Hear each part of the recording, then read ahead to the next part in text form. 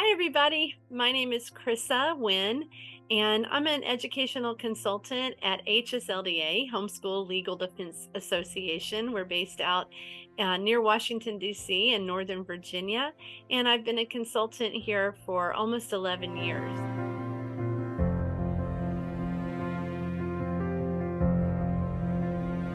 Any of our members can call, email, and get support from our legal staff or from educational consultants like myself. We have special needs consultants, we have early years consultants that are preschool through 8th grade, and then we also have high school consultants, so super helpful. You can rent assessment tools as members of HSLDA through our online store. We do have some help when it comes to trying to find a special needs provider, like a speech therapist or a tutor. It's pretty limited right now, but that's something that we can maybe try to help you with. I know that's a big issue for some people. We also have a tool on our website where you can search for local homeschool groups that might be gathering in your area. We have grants available to our members that are eligible, and also discounts that you can get. So I always like to let people know that HSLDA is here to help make homeschooling possible.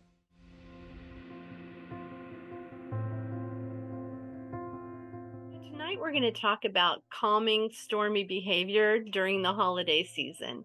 And this is an important topic because holidays, of course, people look forward to them. It's usually a time where you're gathering with people you haven't seen for a long time. Of course, just so much excitement and great food that surrounds the holiday season. For some of our kids that have attention issues or difficulty regulating their emotions or their bodies, this can be a time that is very stressful.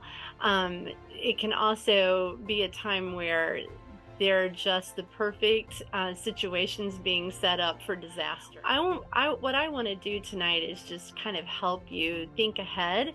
We're getting pretty close to Christmas right now, but I want you to think ahead of what can I do? I've got in my mind this ideal Christmas experience for my children, but then I also have the reality of my children's neurological needs or their emotional needs or their attention needs.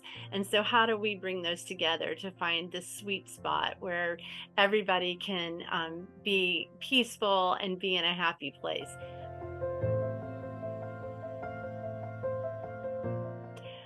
So some of the behaviors that came to my mind as I was brainstorming this topic, behaviors that can quickly turn into a storm during our Christmas celebrations. Maybe you've got a child who it's pretty easy for them to get overly active. Or maybe you've got a child that really can't stand crowds and they just shut down and they're not being sociable. That can bring out a lot of stress, especially when you have relatives you haven't seen for a while and they want to hug or they want to kiss, and your child is like just it's coming off as rude. It's not rude, it's just a mechanism. But that can cause some stress. Maybe eating too much and just not knowing when to stop. Not having a filter and just not being able to control what's coming out of your child's mouth. You just don't know what they're going to say. Maybe it's not being able to really have control of the situation and not knowing what other people are going to say to your child or to you that could cause some really uncomfortable situations. Perhaps some other behaviors that came to my mind were just lack of cooperation. I'm thinking about taking the family picture and you've got this one child that just won't smile or won't look at the camera, won't cooperate, throwing a fit because they don't want to wear that perfect outfit that you bought or the cute shoes that go with the outfit, or just throwing tantrums. The list can go on. It kind of really depends upon your child, upon the needs that are bringing you here tonight. Maybe you have a child who is on the autism spectrum or a child that has some ADHD. it could be any number of things, or even a child that has gone through some trauma, and the way they filter the world is not the same as a neurotypical child would. So those are some behaviors that come to mind, and why I think that this again is an important topic to be talking about right now.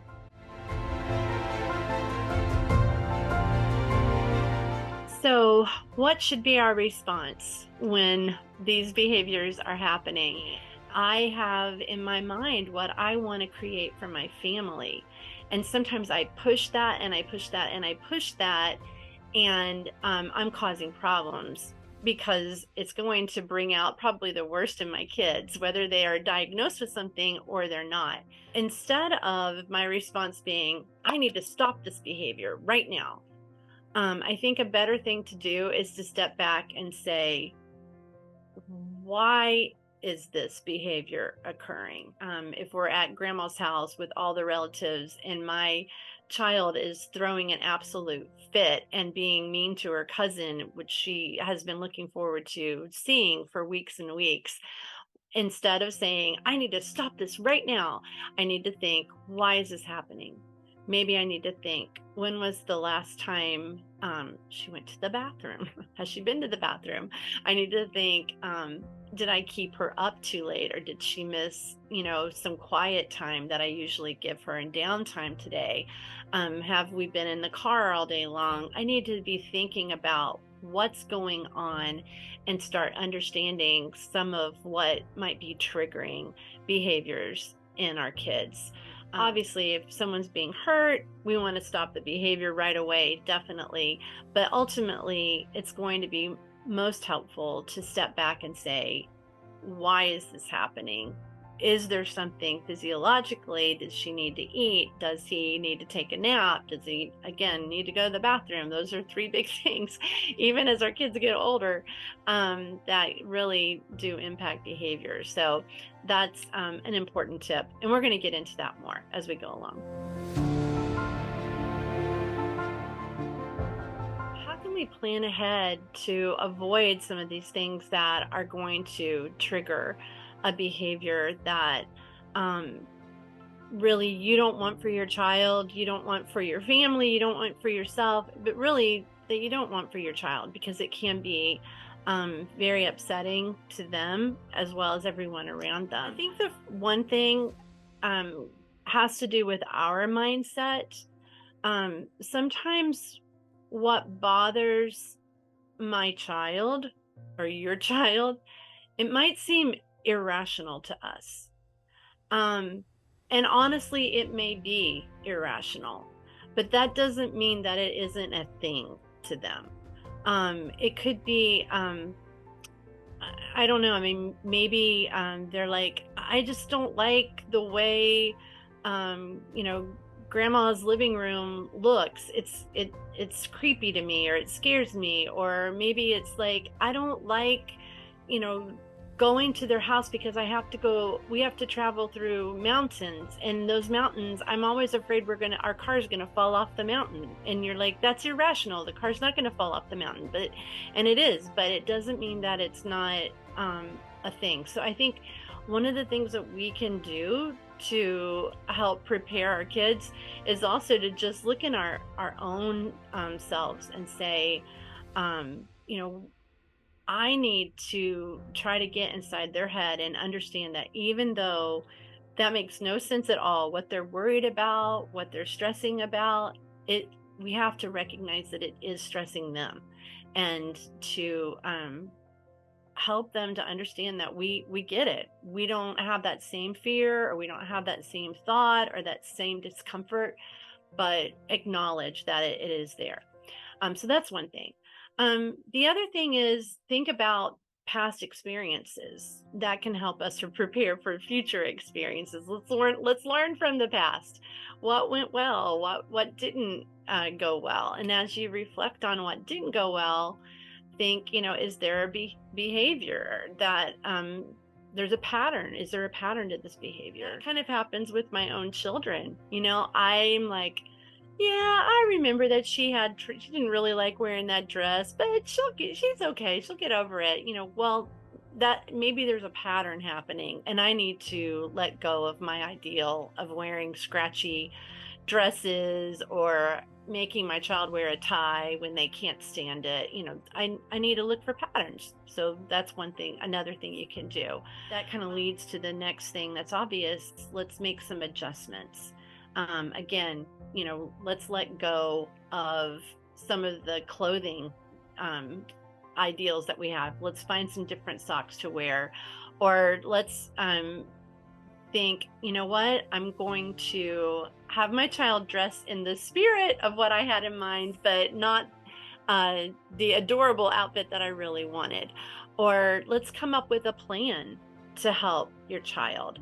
Maybe you can practice sharing toys, or you can practice saying excuse me when you cross in front of someone, or you can talk about some different strategies that help them to address some of the needs that as you go along. So you might even say, Aunt Susie is probably going to want a big hug from you. So how are we going to handle that? What's a polite thing that you could do, or what can we say? Let's practice that. I know several years ago I was reading a book that it was written by a psychologist. He talked about taking on the role of a coach with our kids. Sometimes we're like, it's pretty easy to take on the role of disciplinarian. You are doing this, or you are not going to do this, and this is how we say that, and this is how we behave here. But we don't often think about taking on the role of a coach, where we actually practice, like a basketball coach would have the kids practice their jump shots or their free throws. Let's practice those things that I just talked about, using polite language, knowing how to greet someone that we haven't seen in a long time, sharing toys. I mean, it's not going to be the complete answer, but at least you're thinking ahead. And I think that that's an important response. The other thing that you can do to respond and to be prepared is to really praise your child when he or she does use self-control and they exhibit kindness and they express love. So just really build them up too. So those are some other things that you can do to help prepare for and respond to those behaviors.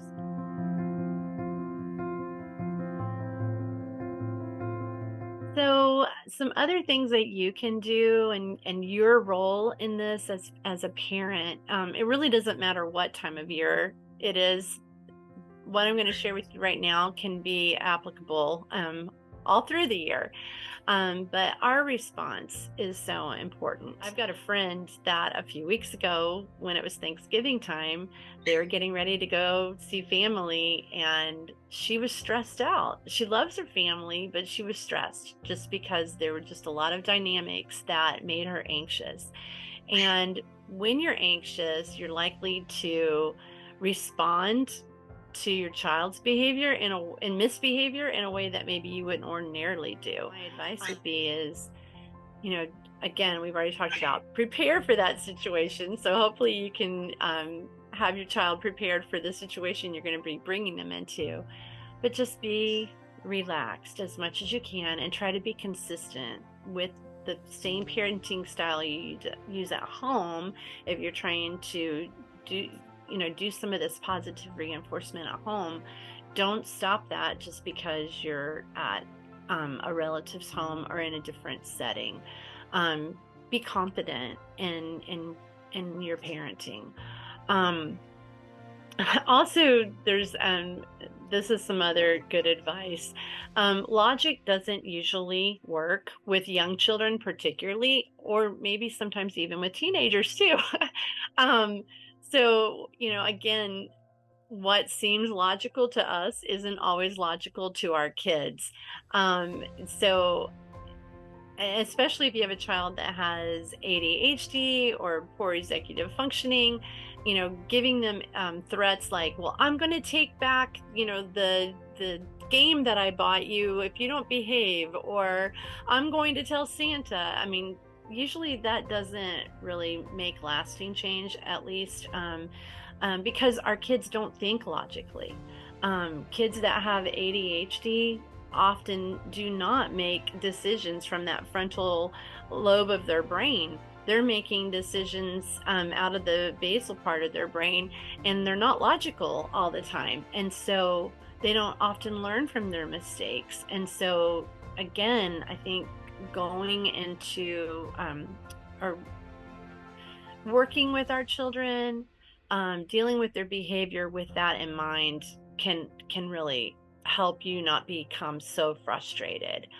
Um, the other thing that I think is really easy to lose sight of, especially again if your children are younger, is that kids don't really empathize very well. So, empathy is being able to understand where someone else is coming from, being able to understand their emotional state.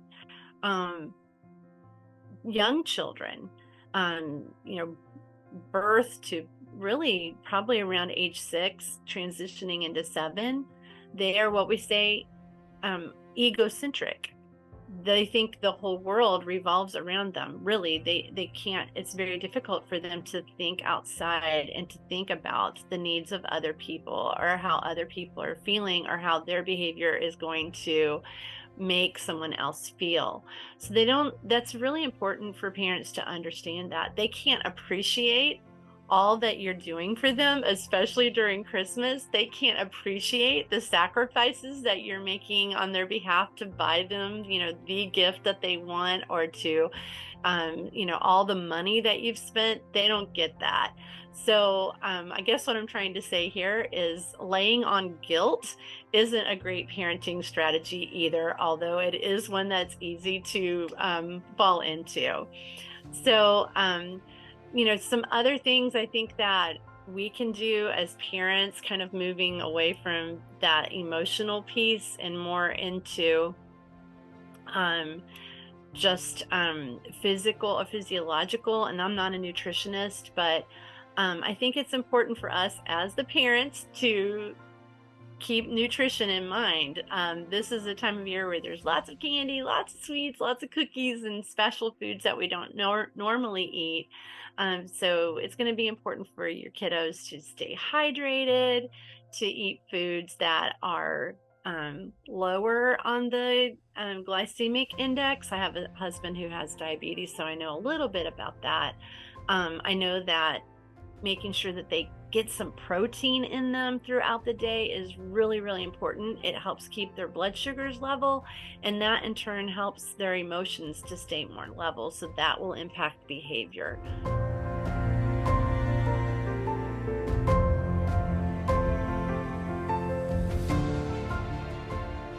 So, how do you respond to advice that you didn't ask for from family and maybe even friends or perfect strangers during the holidays? I think that it kind of goes back to what we were talking about a few minutes ago, um, about you yourself being confident in the fact that God gave you your children, and that you have made the decision to parent them the way you are parenting them.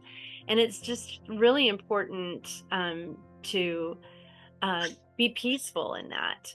And so when people say things, give you advice and say, I would have never done that with my child, or if that was my child, I know how I'd handle the situation.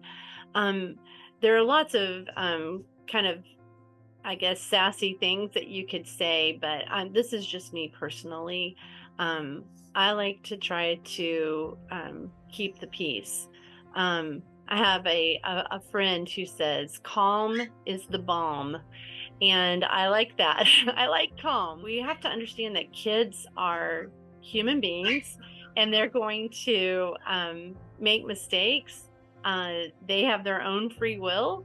They make their own decisions, and it's not your children are not your report card. You're not being graded, okay? So when they misbehave, and they probably will, or if they're just not even misbehaving, but they're just melting down, or they're just super stressed, or they're not responding in a way that's maybe socially acceptable.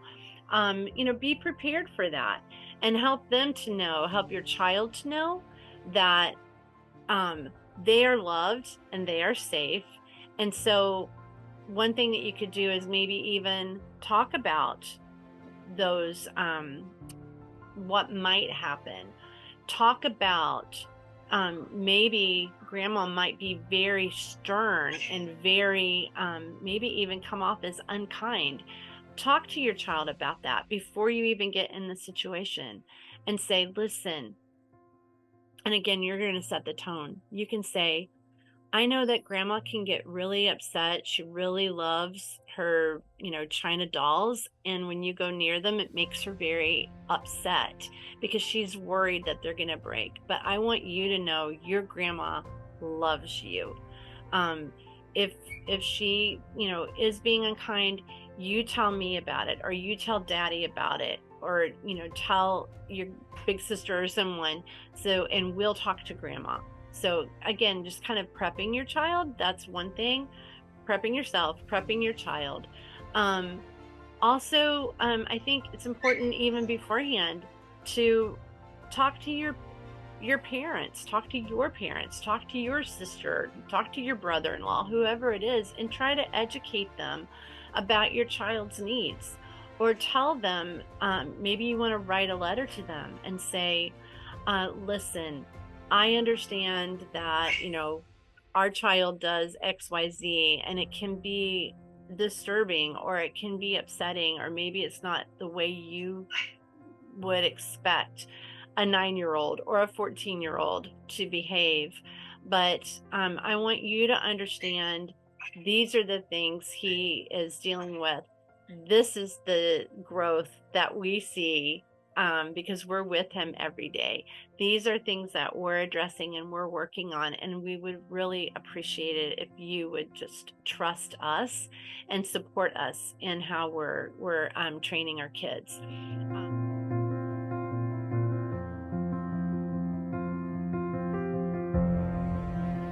So what advice would I give to those of you, and to myself, when you feel defeated? Um, you know, Meltdowns have happened. So your child maybe didn't handle a situation the right way, and maybe you didn't handle the situation the right way, and there's been hurt or embarrassment, or there are hundreds of scenarios that can happen. This is what I want to say to you right now.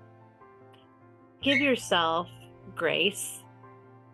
Nobody has every single area of life completely together.